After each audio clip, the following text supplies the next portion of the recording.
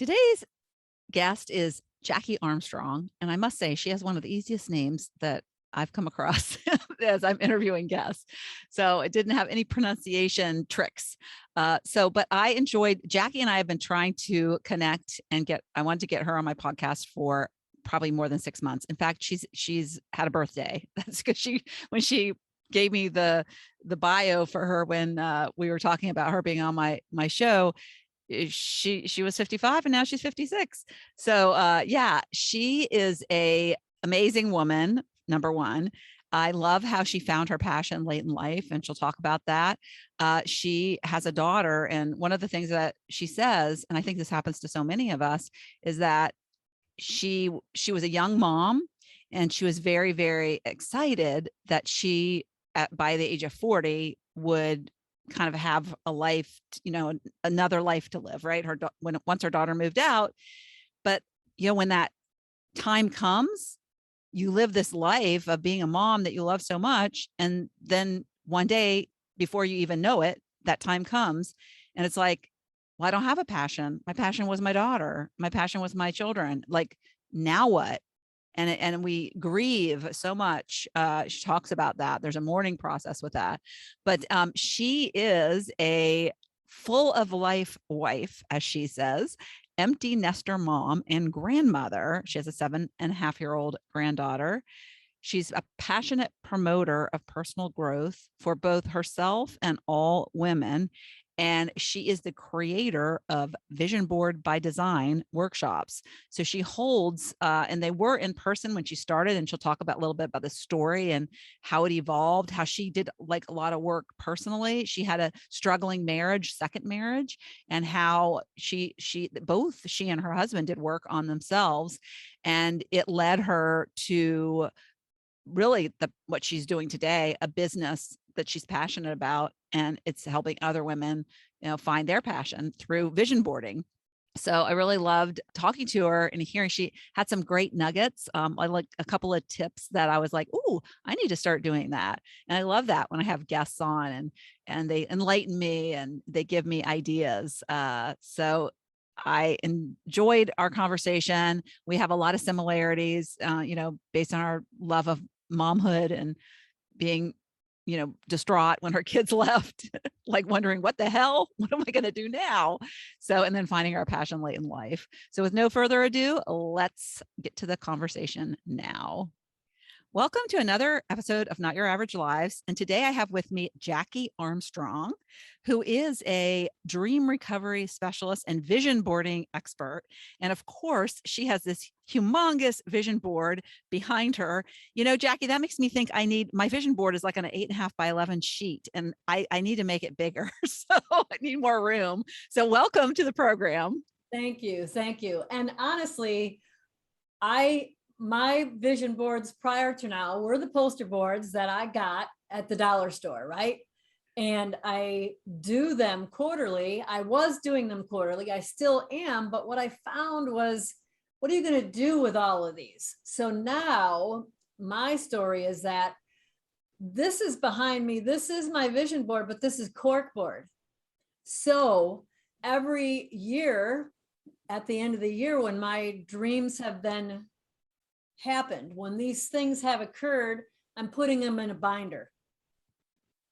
And that's a way to record. It's another form of journaling, right? Yes. So when we're having problems, when we're stuck, we're thinking, oh, I'm not getting anywhere. It's a reminder. You go back and nope, I've accomplished this. This thing has happened. And because some dreams are bigger than others. And this is a big help to help us keep the momentum going. It's the whole carrot and the stick sort of thing. So I'm gonna back up. I just want to tell you how this all began. And yeah, that's what I was going to ask you. But before we move off of this, do you take a picture of your? Because I love the fact that you record it and like put it in like a book. Because when I think about, like, I do a gratitude journal every day, and when I write in it, I think this is my kids are going to like, when I someday pass on, that's like a record of all the things that I was thankful for. And I don't journal so much like every day like Oprah does, but I journal usually when I'm like trying to like get an idea or get creative, like juices flowing. But so do you take a picture of that big board and then print it out? How do you get it from there to, or is it just like a smaller version? How does that work? When I put it in my binder, Do you like, you have one on that big board? yeah. Do you take a picture of it and put it in your binder?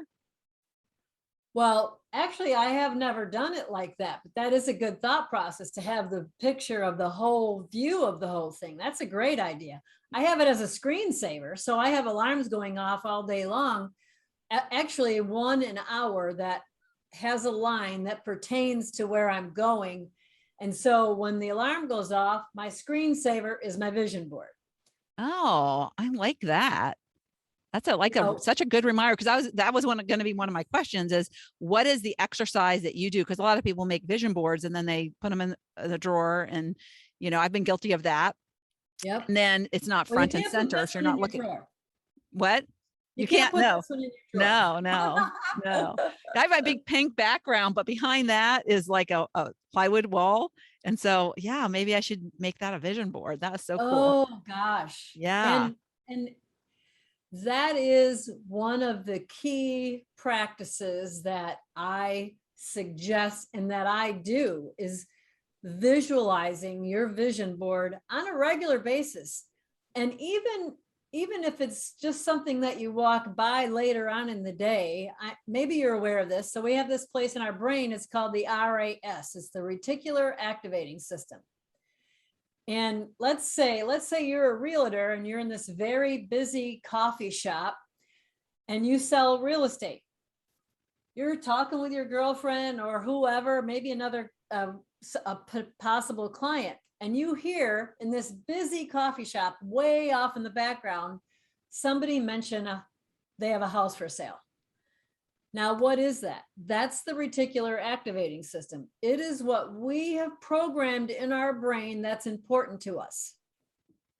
So our brain subconsciously is then cueing in on that. It's searching for what we deem as what is important. And that's the importance of the vision board, programming in what we do want. Because if I were to ask, and I do, put out the question, what is it that you don't want happening in your life right now? We can make a serious long list pretty quickly. Okay, now tell me what you do want. And what ends up happening is the default is we go to, well, I don't want to be in debt. I don't want to be sick. I don't want to be overweight. I don't want to be tired. No, that's not what I ask you. What do you want? Because where the mind goes, the man follows. Yeah. And Yeah. the vision board, as opposed to us being pushed by everything we don't want, right? Pushed, like when you're being pushed, you're going to be pushed over. But when we got our vision board, we're being drawn. It's like a magnet. It's drawing us there. It's the things that we want. Now, Yeah. I find a lot of people worry way too much. And you know how it is about worry is 99% of the things you worry about, or 99.9% of the things you worry about never happen. But worry is just another thing of focusing on what you don't want, focusing on what you don't want to happen. Yeah. So you have a very similar backstory to me. So I can't wait for you to share it, where you were a mom and you were a young mom. I think, yeah, I was 23 when I had my first, but so she left the nest and you were still young and you were looking forward to that. And then when it happened, it was like, I call it, what I call it, earthquake. It's like the human form of an earthquake. So go back and tell me, because you didn't do vision boarding stuff back in the day. Wasn't even on my radar. So here's what I think would be this. This is like a title here for what this conversation could be about. And this is my story. I didn't see that coming. Ooh, well, thank you for that. I might use that. See that coming. I mean, legit. I'm 56 now. When I had Jamie, I was just 21 years old. and had her in the service. I was in the military. I lived overseas. And when I came home to bring Jamie home to show my mom when she was 3 months old. And unfortunately, a couple months later, when I was going to go back to Germany, because I was married to my first husband, he said, don't come back. I want a divorce. So I was left there with my mom. And so by the time I was 22, I became a single mother. And so this story, even if that isn't the story of you as a mom, we give and dedicate our lives to our kids.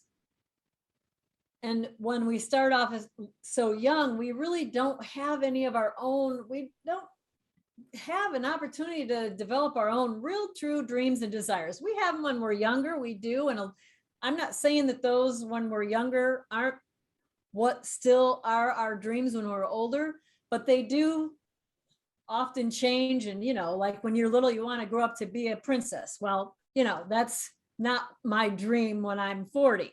Yeah, it's funny you say that, because when I had mine so young, and you said you're in the military. I don't know how long, but when I was first married, I was a waitress, and I had done 3 years of college, took a semester off, and then ended up meeting my ex-husband. And then when I met him, and I didn't really have a job, so I got a waitress job. And so I had just, one of my customers when I was a waitress had a recruiting firm, and he was really nice, and we hit it off, and he said, you should come to my recruiting firm and I'll find you a job. And so I found a job. And then I got within 6 months of that, I got transferred. I was a receptionist first, and then I got transferred into a real official job. And it was a government consulting firm. We worked on government contracts, and I got pregnant 2 days into that new job. And so I was going to stay and I was going to work. But when I held that baby in my arms, I was like, I'm not going back to work. And so, yeah, I didn't have anything established. That so hit a chord with me, because I didn't have any goals or dreams or anything. And then I had this baby, and I fell in love with being a mom. I did go back to work after 3 years. I had two close together. I went back to work, but it was always to make money.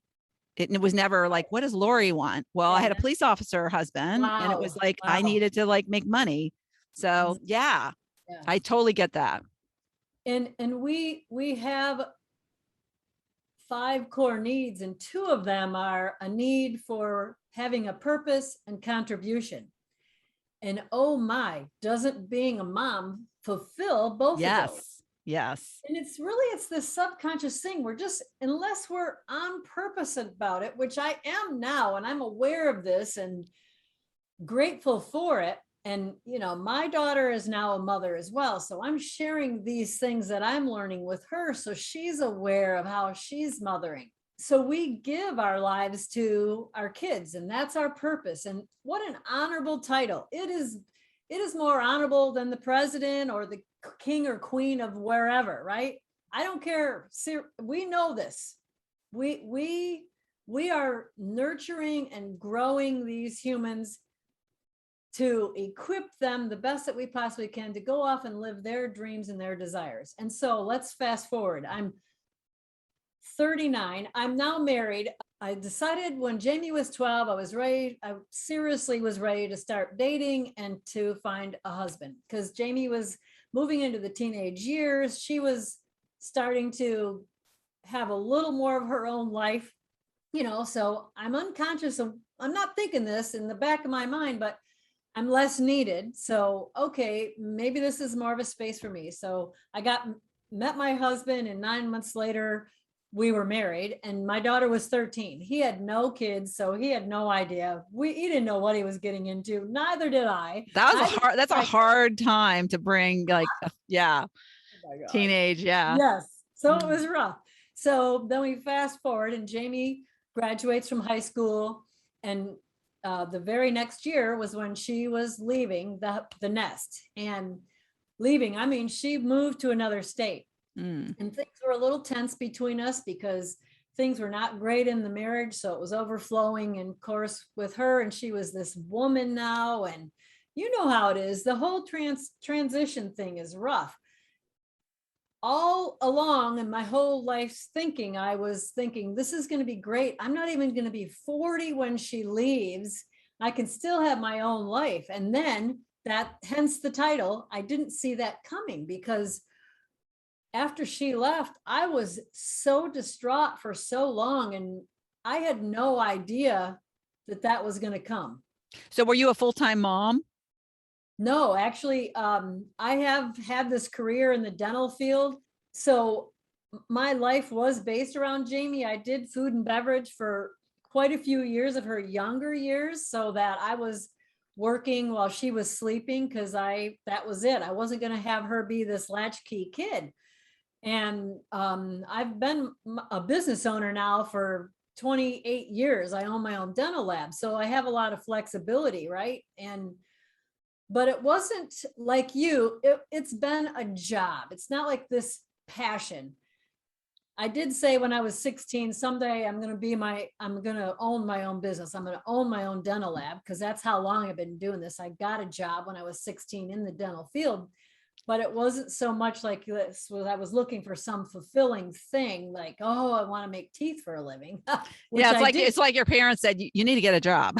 Yeah, you need to get a job. And so I know how to make money, and I was raised by a single mother as well. Mhm. So I knew I needed to make the money. So she leaves, and the dust is settled. And not only am I distraught over her leaving and losing that real sense of purpose there, but my marriage was very rocky. And this is another thing that happens a lot too. Because the kids are the distraction from us having to really deal with the stuff here in the marriage. So we were like, divorce was it wasn't something that we just needed to work on our marriage. We needed to work on it. We went to a counselor for marriage counseling, and she says, that's great, I can counsel you on your marriage, but you really both need separate therapy, which was a gift. It was exactly what we did need. Aw, And great. here we are. We're married at 22 years now, this next month, September.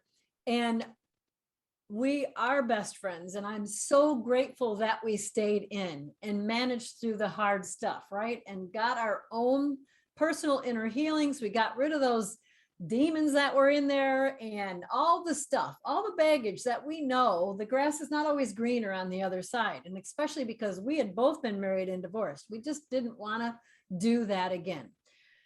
Yeah, So I know people who have like gotten divorced and gotten remarried. It's like, wow, that's that's I do too. yeah. I do too. That's hilarious. So you find out. I just read, I don't forget who it was. I think it was a celebrity, and his parents married and divorced 3 times.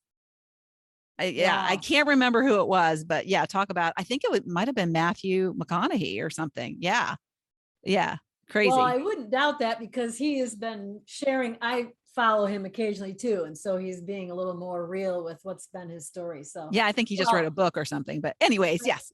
I think So, that what so happens is we evolve, right? We're becoming more and more of who we originally were designed to be.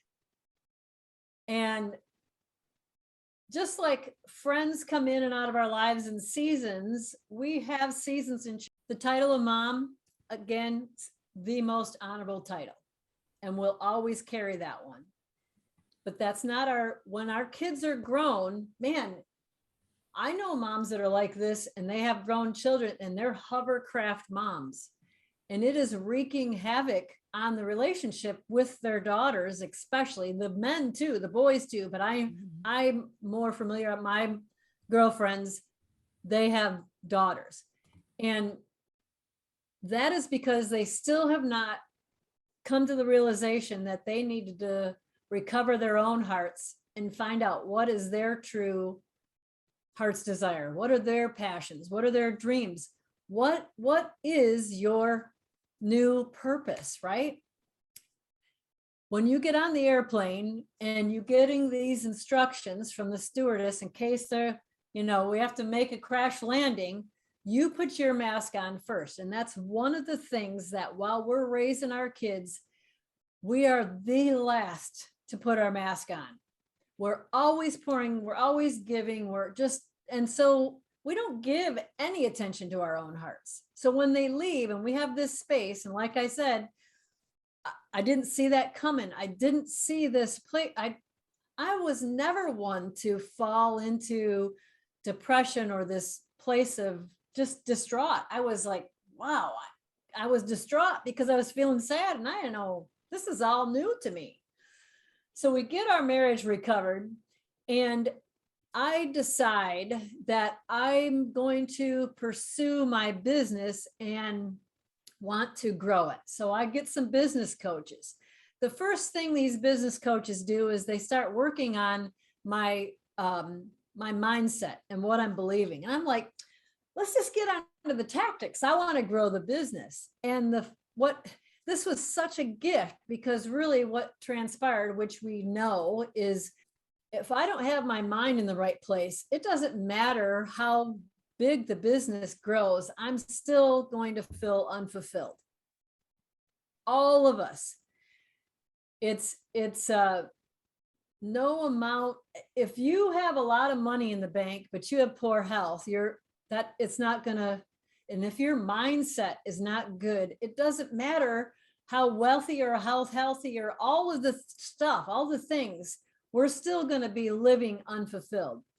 And I'll tell you, so once I got just a little bit of an idea of that, got this concept in here, and stayed with these people for 5 years with this coaching group. They were group coaching us. I came across this, well, I had this thought dropped into my head, this statement of second act. And let me back up and tell you how that happened. So my daughter, she was invited to participate in this thing. It was kind of like a TED Talk of local people here in the city I live in, Grand Rapids. And I went, of course, to support her. I wasn't necessarily there to hear what all the topics were about. I was going to support my daughter. Well, and she did fabulous, by the way, as she always does. And I am still her biggest fan. But there was a lady there, 2 ladies that spoke. And one of the gals was 60 years old. She was retired, and she had gone on vacation to Europe. And on her vacation, it'll all tie in, I promise. She was out in the marketplace and bought some cheese. And the cheese was just like off the chart, good cheese. So she bought more and brought some home with her and gave it to friends as gifts. Well, they're like, where did you get this cheese? We want some of this cheese. So she was able to track down the people and bought some more cheese. Long story short, she ends up going to our local farmer's market, selling this cheese, and she was known as the cheese lady. You know how you have the flour lady, the tomatoes, you have these specific, at least in our market. I know there's a specific lady that I like to buy flowers from. She's the flour lady. This lady was known as the cheese lady. Well, next thing she knows, so she's retired. She's not feeling like she's retired. Her husband's retired. This is what her life was going to be. Next thing she knows, she actually opens a brick and mortar in Muskegon, and her store is called the Cheese Lady. Now she's franchised this thing out, and there's another store here, in Grand Rapids, and the store is called the Cheese Lady. This place in Muskegon is like it's a vacation stop now. So they have wine in there. You can taste all the cheese and wine. And what was the course of time that she went to this place and then she 5 years developed? Oh my goodness. 5 Wow. years. And she, one of the lines she said was, well, I guess this is how I came to my second act. And it wasn't in her vocabulary either. It wasn't on her radar. And that dropped in me and really gave me this, wow. Like, I finally realized that I had the aha moment. This is the other so I didn't see that coming. And then empty nest, full life. Cause I was still not living a fulfilling life. That's what I call a universal download. Like we get these ahas, and who would have thought you would have been sitting there? And I'm so thankful I've had children, because my children have led me to so much of the path I'm on now. Yeah. Yeah. Yes. Just they drop ideas, and I might resist them at first, but I'm like, things that, yeah. Yeah. Well, and that is it. When we're open, when we're willing, let's go back to the conversation earlier about the RAS, about the realtor. So I'm aware that I'm looking for something. I'm not even sure what it is. And so here I end up at this TED Talk situation. Take a step, even though if it seems totally unrelated. Don't stay in your house and close the doors and turn on the TV. Exactly. Like go and support somebody, and then something's going to drop in your lap. I love this. Yes. And I realized that had been part of what I was searching for. Yes. Our two of our core needs. We have a need for purpose, and we have a need for contribution. So I'm like, okay, Lord, what is this? What do you have for me? Did you ever talk to that woman? Did you ever follow up with her and say, like, you really impacted me? I have not, and I have not had the occasion, and I haven't pursued that, but I have, not the original gal, but we have had conversations with the lady who pursued her. Can I buy your name and make a second franchise? My husband and I have Wednesday night date nights, and we've actually gone to the Cheese Lady's store for a date night. Such a ripple effect. I mean, when you think about it, yeah, exactly. That's the other great thing about following like something that is fulfilling to you, is like the ripple effect and how it increases your, vibrational frequency. And you're just like, you're just a positive force in the world from that point on. Yeah. So we haven't really talked about vision boarding. So should we move to vision? Well, what happened was this woman that bought the franchise, she realized she wanted to have her own dreams and desires as well. So that's where it comes into play for me. And what I had realized, which I know is the case for empty net for mamas, we're on hold, and we don't give ourselves to have our own dreams and desires. And I finally gave myself permission.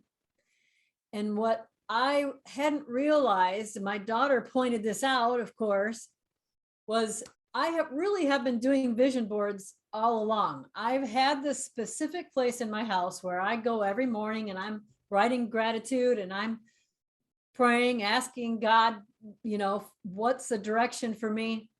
And I have pictures up on my wall of things that bring me joy, that bring me life, not realizing that this is a part of what my future is going to be. And I presented this to my coaching group. I said, I think I want to have a vision board retreat. And they challenged me right then. They said, well, when are you going to do it? I'm like, oh, well, I hadn't planned that far ahead. And I had 3 ladies in the group that said they would come and be a part of the vision board. So hence, just like the cheese lady who was out on vacation, this is how my dreams and desires started to come to fruition. This is bringing me so much joy. And really, when I look back over my story, me encouraging others and so my report cards all said when I was in grade school, she's bossy and she talks too much. Which is funny. It's very funny. My mom still laughs. We all laugh. But here's the thing. I got this picture. You can't see it. But it says, may all the girls who were told they are too bossy become the leaders they were meant to be. I wasn't called bossy. I talked too much a lot. I got moved like in class because, she moves over there. She's not going to talk as much, but I was always encouraging people. That's what I was doing. And I was all of this. So this is where I'm at. And when I look over my story, I see that. And anyhow, so here I am now. I am getting the honor and the privilege to hold vision board workshops. It started with that little group. It started in my living room with 3 ladies. And how long ago was that? That was in 2018. No, excuse me, the beginning of 2019. Oh, yeah. And then I had another vision board workshop. I stepped out and did, you know, and it's scary, right? It's scary when you're stepping out into the unknown. And that's another thing that we as mamas, we get in our comfort zone, this familiar zone of raising the kids, and it's easy and familiar and we know it. So stepping even out and giving ourselves that permission to dream and have our own desires is scary too, because we're outside of this place that we've known. And if you have more than one kid, obviously you've been a mother more than 18 years. So this is a long time that we're carrying this purpose and this title, this only thing that we know. So that led to carrying, I ended up, the next one was in an office space with women. And at this point, it still wasn't just empty nester moms. So I've evolved now that this is really the core of, at this time and place, that I feel I'm matching with the most, that I can bring the most life to. Empty nester moms, maybe those are not quite empty nester mamas yet, so that they are prepared for what's coming next. And then maybe like me, I mean, it took me 10 years, 8 years to get to where I'm even at today. Before I even got started, right? To giving myself permission to have those own dreams and desires. And we know this, time and energy are commodities that you cannot get back. Yeah. Don't you feel though that like when you're doing what you love, the energy is just always there? It's like, it's so like you're so drained when you're not doing what you love. And when people are saying, I'm so unmotivated, I can't get off the couch. It's like, because, I don't have a problem getting off the couch. So let's talk about vision boards, because I'd love to know your tips about vision boards. And one of the things that I thought was interesting when we were talking before I pressed record was that you categorize things on the vision board. And I see your vision board has quadrants. So I'm wondering if that's, it does have, and it's because we first start off with a passion word exercise. I have a couple pages of very random words, because if we have not given ourselves permission to dream, we don't even know where to start. So we need clarity even for that. It's like when you're going to Disney World and you want to find a ride, well, you got to find out, where am I at right now on the map? And most of the time we don't even have any clarity. We're like, I don't even know where I'm at. So and that was me. That's my story. So I start off with this passion word exercise, and I give the instructions on one of our virtual calls. It's all through Facebook, the groups now, which was another thing. This is how this has evolved. This was never on the radar. And then we know the whole pandemic hit. This is why I've gone virtually, which is exciting, because now I can reach and impact way more women than I would have ever thought possible. Yeah. I just worked with a couple of women, and they were in the United Kingdom. Cool. I have some in Canada in that same group. So we do the passion word exercise. And what I ask the ladies to do is just read over the list. Do it slowly when you have time. You got a nice cup of coffee or whatever, you're at the beach that day. And read whatever words strike joy, really spur something in you, write those words down. And by the time the exercise is done, I'm asking you to get down to 5 words, which sometimes is hard, but to expand on that, look up the words that, if you've got too many words and you can't narrow it down to 5, because when you're chasing 2 rabbits, both get away, right? So we're trying to narrow this list down of passions, and what ends up happening is they become so core.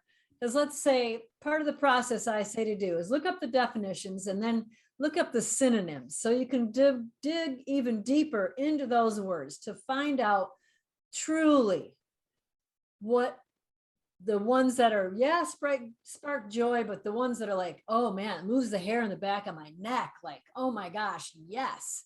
I love to entertain, I love to bring life. Those words, when I even say them, my energy level goes up. So part of that process then is, if you still have more than 5, we pretend like, okay, so pick up this word. It's like you have a bowl of fruit. You can only have 5 pieces of the fruit. You pick up the banana and then you pick up the apple. Which out of those 2 do you want, the apple or the banana? So you're going to put away the banana. So you move the apple over here. Now you grab another piece of fruit. All right, so now you got the apple and you got a peach. Which of those 2? So you end up going through this process of elimination to have 5. Mm-hmm. It's always a struggle. The ladies were always coming on, I got 6. I'm like, all right, well, 6 is better than the 10, but we're still, we're still trying to get it down. And then the next day that we come together, after we've shared our words and talked about that and the effects of that, that's when we go into the categories of our life and we do some rating and some scaling of 1 to 10. And all this is before we're looking at any pictures. We're really trying to, it's the excavation, right?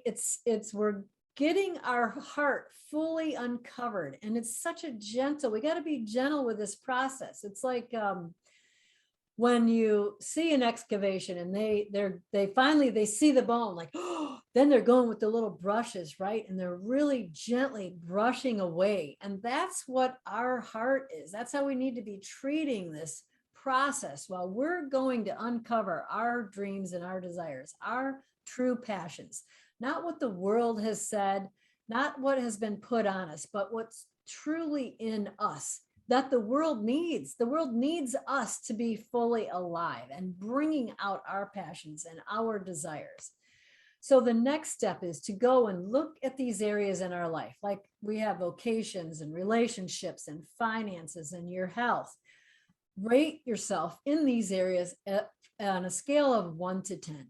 How are you feeling in this area of your life?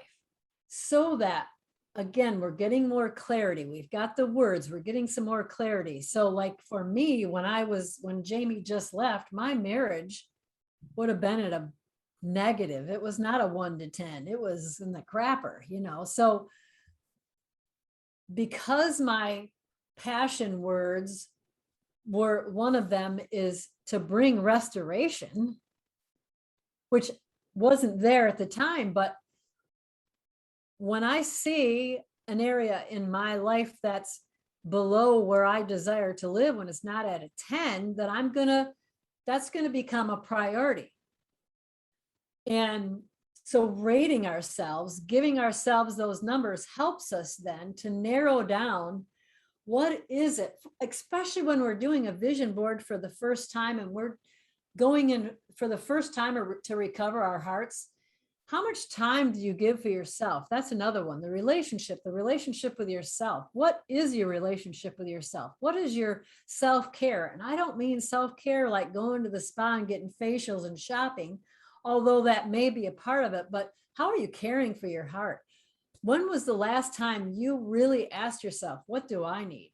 One of the things that I say through the whole thing is that by the time the ladies are done, this is legit. We are making ourselves a non-negotiable. Like, I'm going to take care of myself first and foremost on my vision board. And I am first. I'm a person of faith. So me and God are in the center of my board. The next relationship, the next number, I have a 1 through 5 on my board. I'm the number 1 priority after God. And what is it that brings me joy? Because when we take care of ourselves first, and what does that look like for me? Well, looks eating healthy and time for myself, scheduled time for myself. I'm fighting to have time for myself, time with my girlfriends. And when my cup is full, then my next thing on my board is my relationship with my husband. Now, it is definitely not in the crapper anymore, but what are we doing to maintain that, right? If my relationship with my husband is an 8 or a 9, and I'm okay with that, well, what am I doing to maintain that? So that's what's on the vision board now. So when we looking at our words, we look at how we've evaluated, how we've numbered these areas of our lives. The next day is when then we go in and we go through the magazines. Our words are going to go on our board too. And then we're looking at pictures. This is where we're trying to get past the head. This is where the work has been. We're excavating, we're uncovering this precious heart of ours that has been buried under all of the other stuff for all this time. And we need to treat it as such. So now we're in this place where we're actually going to a magazine, or you're going to Pinterest or wherever you're going to get your pictures, and we're not in our head of what we should do, because our vision board is not a to-do list. You're not putting your laundry on there. You're not putting the dirty dishes on there. This is not a to-do list.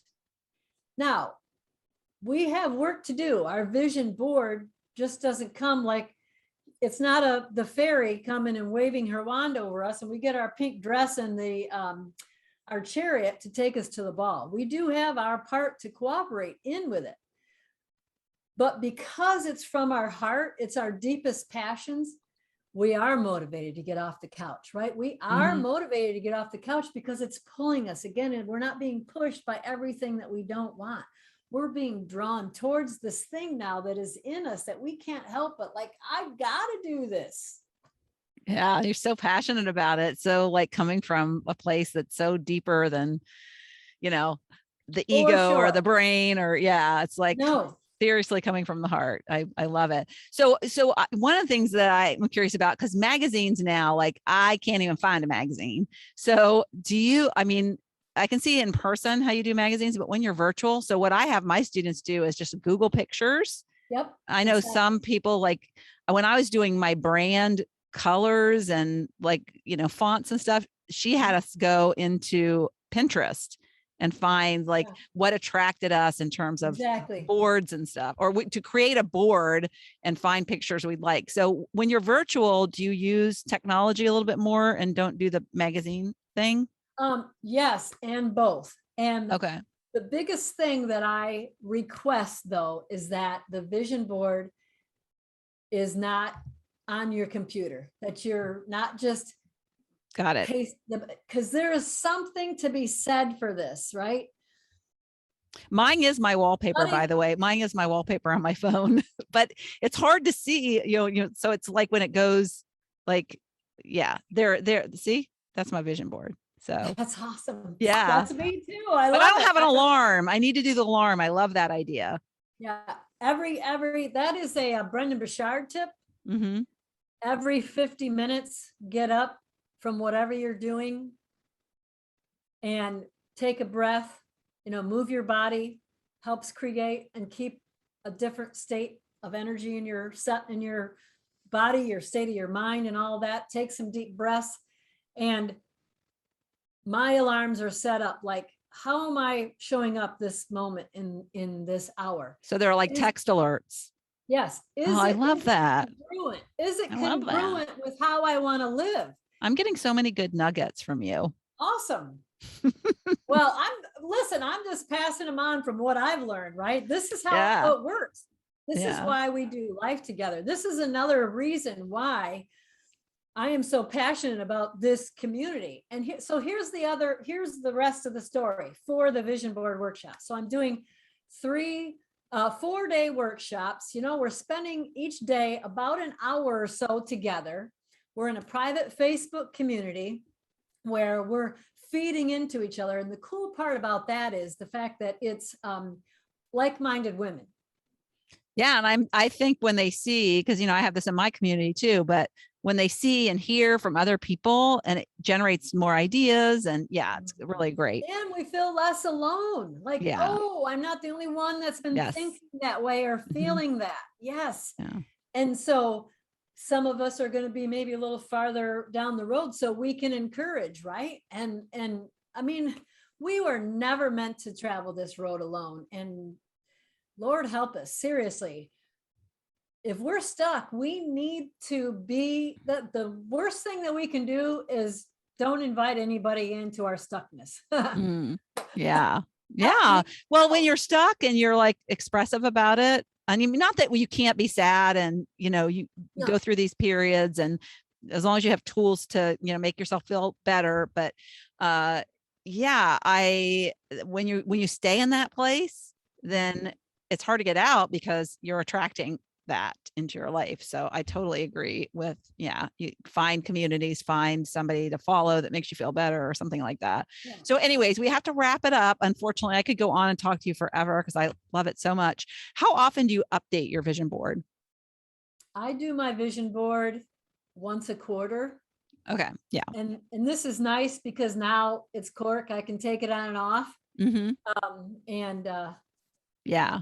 as That's opposed great. to having boards all the Yeah. And I time. do have an unused cork board that somewhere around here. So yeah, I'm There you going to go. do that. I'm going to do text alerts. That's so good. I love that I do go through this thing where I rate, my different categories. I love that. I love that you do a passion word exercise. Listen That's to really this cool. this line right here. This is what really the whole getting the alerts and the text messages that or the alarms that go off is like asking yourself, am how I am right now? Am I being congruent with truly who I am and how I want to live? Because if I'm not filled with joy right now, I'm being pushed by something that I don't want, as opposed to being drawn by my vision out there. Do we have moments? Of course, like you just said, and we're going to go through the mourning process. There is a mourning process when our kids leave. There is. I mean, that's a part of our lives that are over. So I'm not saying get over it, but we do need to give ourselves permission to get over it and then move on with our next chapter in our life. Yeah. And what comes to mind there to me is that if you are a good mom, you need to get over it, because what's best for your child is to see a thriving mother and to set that as a role model for when they become, Yep. and when they get to their second act. Yeah. So last words, last thought, any universal download that you want to leave with the audience that I'm sure will love all of this? Is if I've loved it, they'll probably love it too. Well, this is the last word, and this is for mamas, right? Whether you're still in it, just become an empty nester, or you're becoming a grandmother, or you are a grandmother, we need to continue to make ourselves a non-negotiable. We need to continue to make ourselves a priority, having healthy boundaries up. This is one of the best ways that I have been loving my daughter, is showing her putting up my own boundaries, living my own life, because it frees her up to live her own life as well. And that, I mean, it gives them an example too, like you just said. And I have a granddaughter. So I'm now living a life that's gonna, I'm living a legacy now. I'm living a legacy. I'm living a life that's gonna leave a great legacy. And Yeah. I'm making myself a priority. And it's not like a selfish thing, but when I'm asked to do something, I don't automatically say yes, because I need to, for that sense of purpose and that need to contribute, because I already am contributing. And if it isn't congruent with how I want to show up, then I'm really not going to be able to serve them. It's not coming from that. Yes, is not coming from a good place. So I actually, the best thing that I'm doing for my life now is I am living within my own boundaries. I am keeping myself a priority and I'm saying no more often than I am saying yes. And making a big impact, which creates a great ripple. Saying yes to the right things. Yeah. And I wanted to give people a sense who are listening on audio that when you said I'm living congruently, you pointed to your vision board. Oh, and yes. I think that is like, they missed that visual. And that is like such a key thing that, yeah. So good. Well, thank you. I forgot about that little tidbit. Yeah. I'm on YouTube so they can watch the video, but like most people consume the audio. So, all right. Thank you so much for coming. I really enjoyed our conversation, and we'll keep in touch. All right. Very good. Thank you, Lori. It was great to meet you too. Yes. Thank you so much for tuning into the Not Your Average Lives podcast. If you haven't yet, make sure to subscribe on iTunes if you have an Apple device. You can find free resources and learn what else I have going on at the moment that might interest you on my website at notyouraveragegrandma.com. You can also find me on Instagram or Facebook at notyouraveragegrandma. If you liked this episode, it would make my heart so happy if you could leave me a 5-star rating. You can also add a review to let me know what you like about this podcast, which will help spread the word about it to others who need a little midlife inspiration. As always, be you, listen to your inner voice, and focus on reigniting that lost spark so you can start living your own, not your average life.